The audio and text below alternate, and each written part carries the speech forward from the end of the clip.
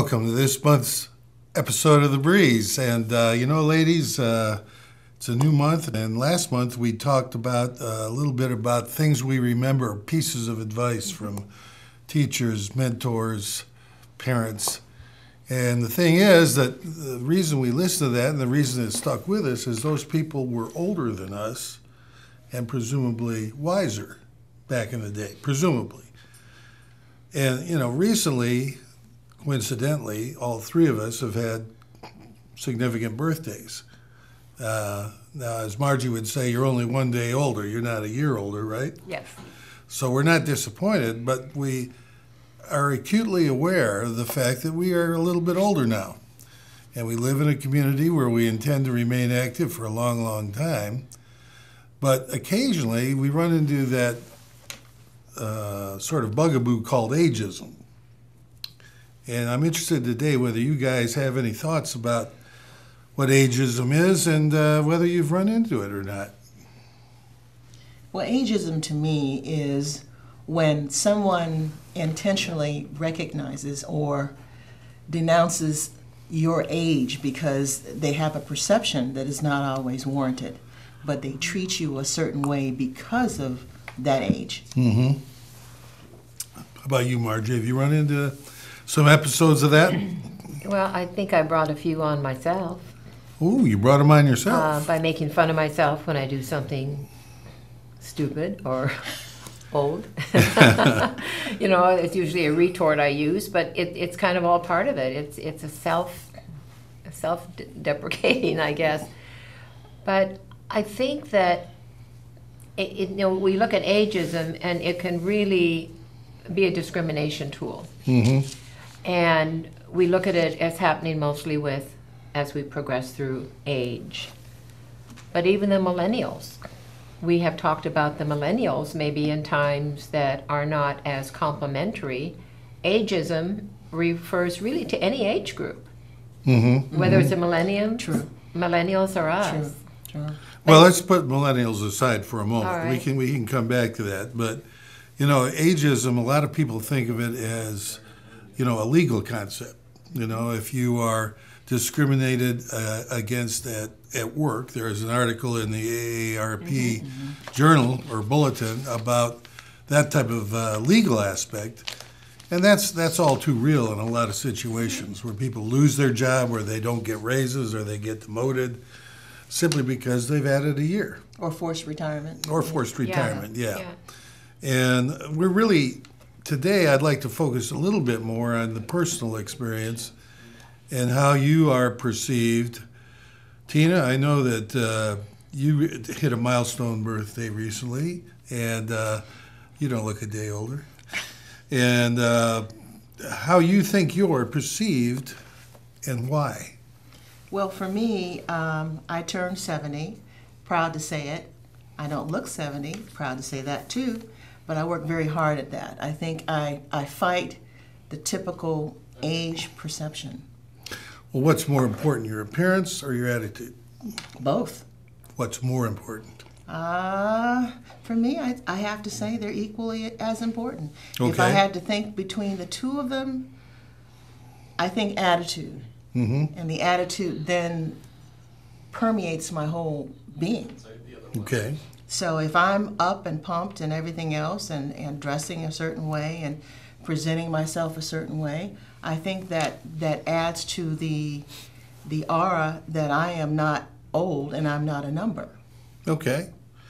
And where do you fall on that scale, Margie? Is it more attitude or appearance or something else? I think it has to do with how we see ourselves. And I first see myself in a mirror. Mm-hmm. And sometimes I'm amazed that, where did that come from? Right. I discover a new little feature and I think, and then I think, gee, wouldn't it be nice if I would just, and then I think, no, this is who I am. Mm-hmm. And I know a lot of people my age that are in situations where they cannot be happy, real life kind of things, and I just have to stand there and say, well, you're doing pretty good, and don't make such a big deal of it. Don't be so vain. Mm-hmm. Age is how you live your life rather than how you look your life. Mm-hmm. And it's humbling. It's humbling to see those changes, though. I do have to say that. I think it's humbling to see the changes, but also I think you owe it to yourself on the improvements. And also, before we get to this age, we have to ask ourselves, how are we taking care of ourselves? And going forward, what preventative things we can do to be better and feel better. And yet, to some, it's not important. It's like, by golly, I have earned every wrinkle I've got, and I'm going to sport it. You know, because I look back at my parents, and of course, there was nothing that they could enhance with. I remember the first time my mother got blush, it was all over her face. She had no idea how to use it. So, you know, it's like we have resources now at our disposal, and we can even pay to have things done. And I recognize that that's important to a lot of people. Yeah. Have I thought about it? Yeah. Will I do it? No, likely not. Probably not where I'll put my money. Why would you feel a need to? I mean, you must perceive that people treat you in a certain way if you look a little better or a little younger. Is that true? I don't know that they do. Well, then why would you do it? For a self-confidence, Okay. satisfactory. All You know, right. satisfaction that I look the best I can look, kind of thing. Amen. But that's an uphill battle. Well, it is. You know, so why pursue that and make it a priority in my life? Do you remember that time in your life, and we've all had it, when you looked at your parent and said, "Oh my God, she looks old. Well, She's never looked old to me, but she looks old today and thereafter." Yeah. And have your kids looked at you and had that aha moment?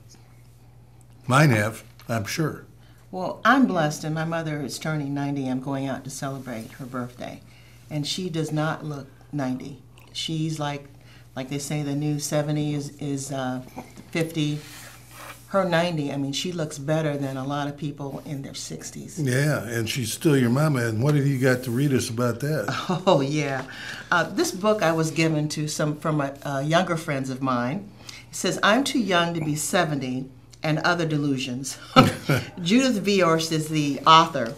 And there was a section that caught my attention. This is, "They may be middle-aged, but they're still my children. They may be middle-aged, but they still could listen. When I tell them which neighborhoods aren't so safe to live in, when I tell them that cabbage often causes gas, when I tell them that when they serve cocktails outdoors, it's best to use plastic, not glass, when I tell them that email thank you notes aren't thank you notes, when I tell them it never hurts to pay a compliment, when I tell them that tax-free bonds are the way to go, and when I tell them that even though they may be middle-aged, they're my children. They're still my children, and I'm still their mother." And your mother still tells you what to do, right? She sure does. Yeah. My God. Yeah, I've heard that. 3,000 miles away. I've heard that. Well, I think, from my perspective, I've asked you guys, my perspective is that I love to hang with young people, okay? Younger than me, well, sometimes a lot younger, because it makes me feel young, and it improves my attitude about where I am, that I can still hang a little bit, and that I can still do some things. And that way, I sort of disabuse them as well of the notion that I'm just an old fogey waiting to die. Absolutely. Yeah. Absolutely. So from an ageism perspective, I try to avoid the issue by being young. Mm-hmm. And acting young and being a part of that set. Like I said, I have friends that are younger than I, some of them 20 years, young enough to be my kids. I'm going out to LA, and my best friend, who's deceased now, but his son and I connected. He's probably in his 30s. And I wrote him a text. I said, "Hey, what's going on in LA? You know, maybe we can hang together." He wrote back. He says, "I'm going to look into it. We can hang maybe next weekend." Mm-hmm. So I'm going to do it. Maybe I'll find my rancher, too. Maybe in L.A. Well, have you experienced a difference in attitude when you are perceived by someone as being of a certain age? I'm not saying what age, but a little bit older. I mean, either from a service person or a waiter or just somebody you meet.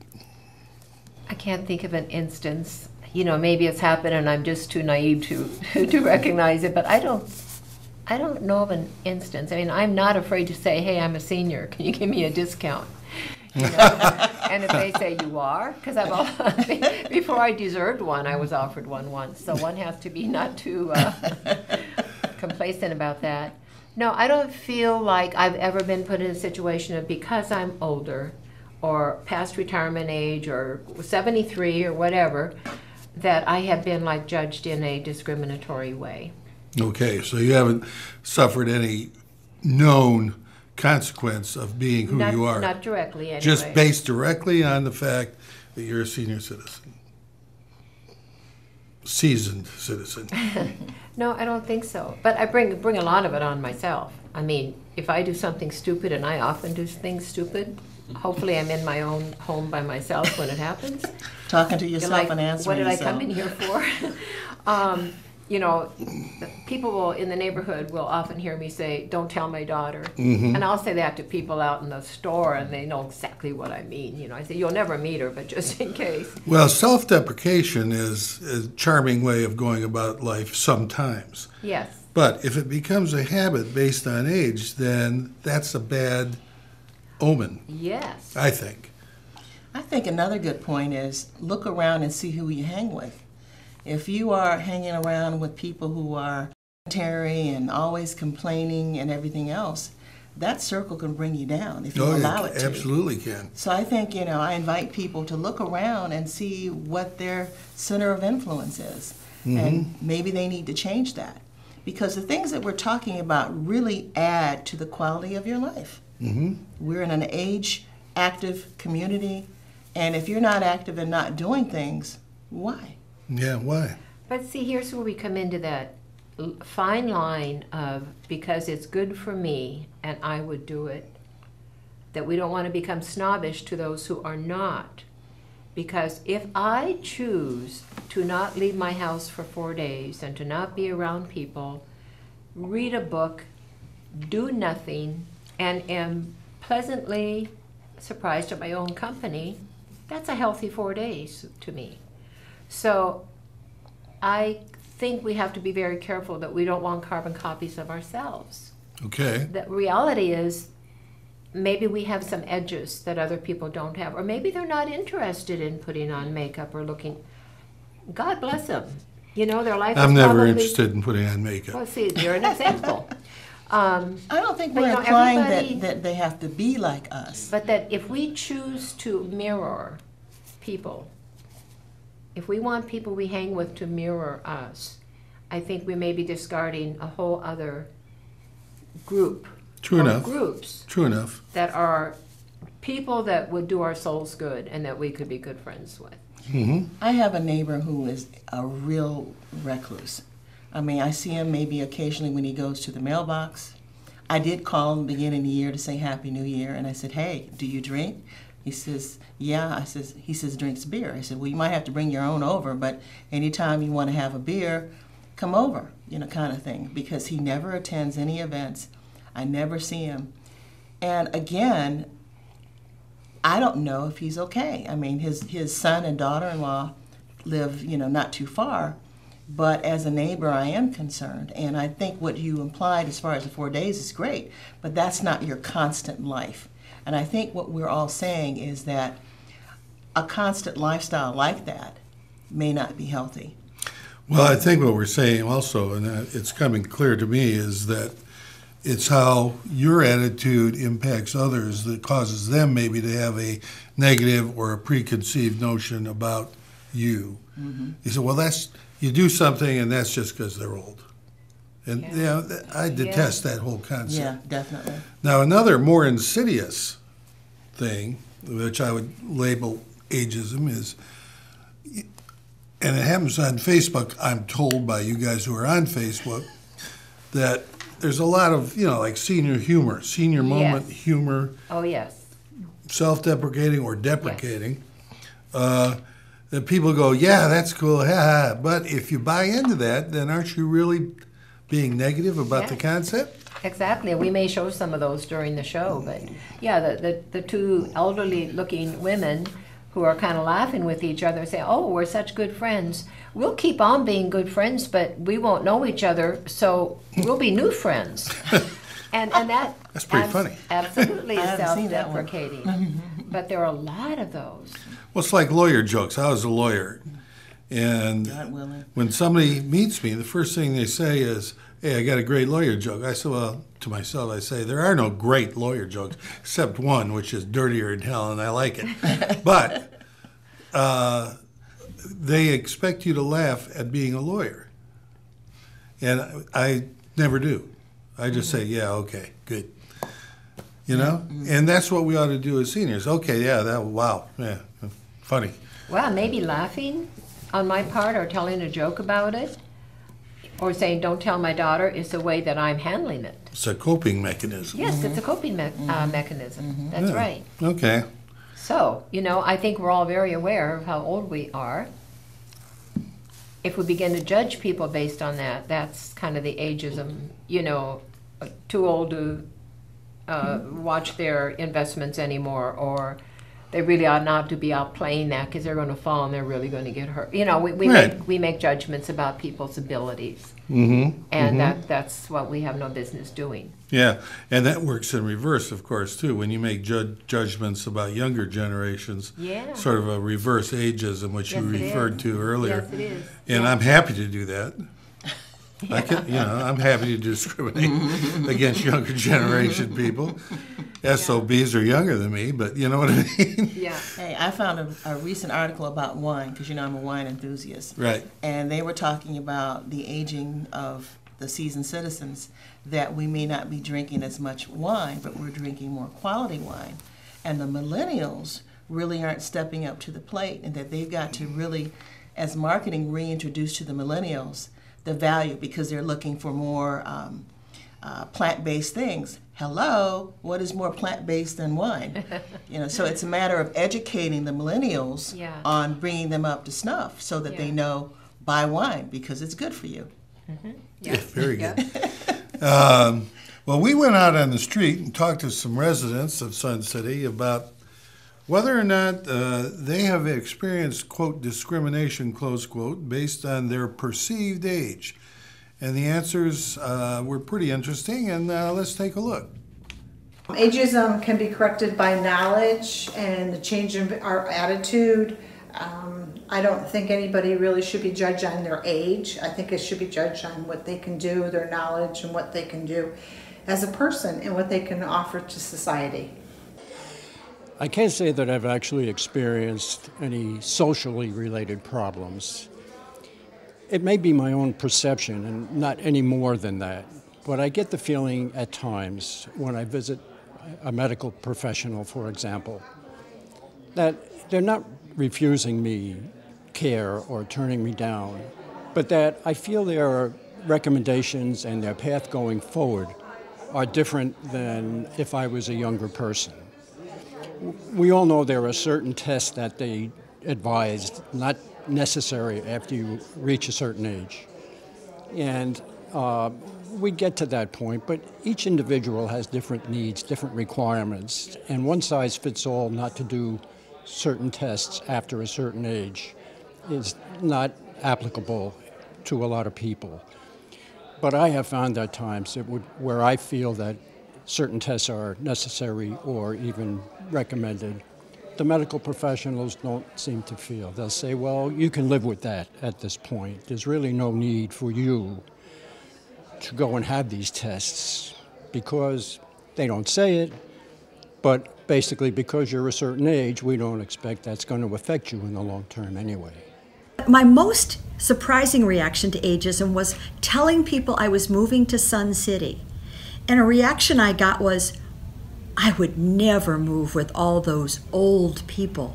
Here I am, I'm seeing, if we're old, we are certainly active, and the opposite of what everyone's projection of ageism was on that. Now, having heard those answers and so forth, I would say that discrimination is not necessarily a bad word. unless it has an adverse effect. Mm-hmm. In other words, I discriminate between good and bad is the obvious example. So discrimination is a oft misused word. Discrimination or bias or bigotry is only bad when it hurts or affects someone negatively. Yeah. So you can be discriminating without being discriminatory or whatever. Well, there are 5 signs of age discrimination that come under ageism. Here she goes. Here we go. Older workers being fired or buyouts, younger people being hired, reassigned to unpleasant duties in the workplace, tacky comments about their age. Tacky comments. Tacky comments. They stop getting raises. Mm-hmm. So those are the hallmarks of a legal discrimination. A legal discrimination, that's right. Because if we just use the word, it would be show of disrespect for older people. Making assumptions about ailments or quality because of the age. And even giving us, this is a kind of a blatant one, and I was reminded of this jury service. When we're over 65, we can opt out of jury duty. Why do they give us that opportunity? Because we don't want to do it.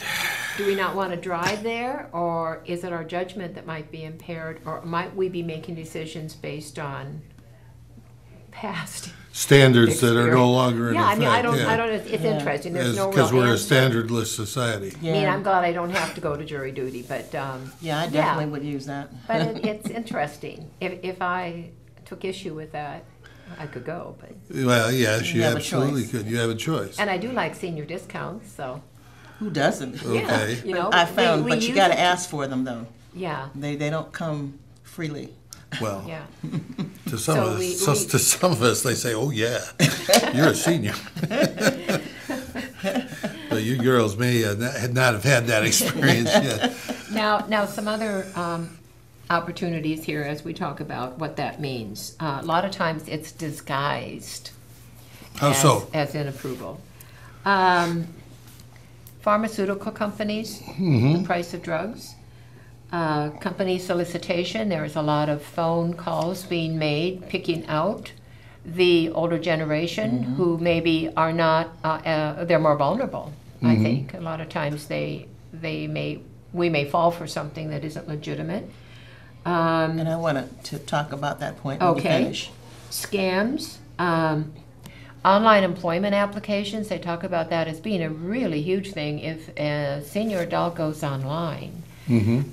Generally, those applications include information that would give the potential employer opportunity to make a decision about age. Wow.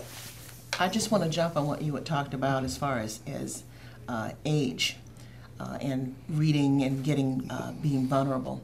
Yeah. I think part of our defense against that is being educated about what's going on. Reading, being knowledgeable, sharing concerns, things like that helps our community be more aware.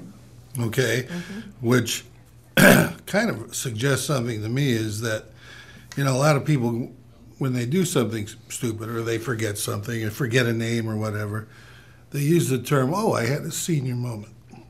I never say that myself. Right, you're right. I had a senior moment. Did you have a senior moment, or are you just clueless? That's what I would say. Or you do have your brain so packed with good information that you just have to. Well, The latter, bottom. yeah. That's the Margie, latter. right? Yeah, Always the the latter. positive twist. Yeah. But I would say that basically we've talked a lot about whether or not we are treated a certain way because of our perceived age.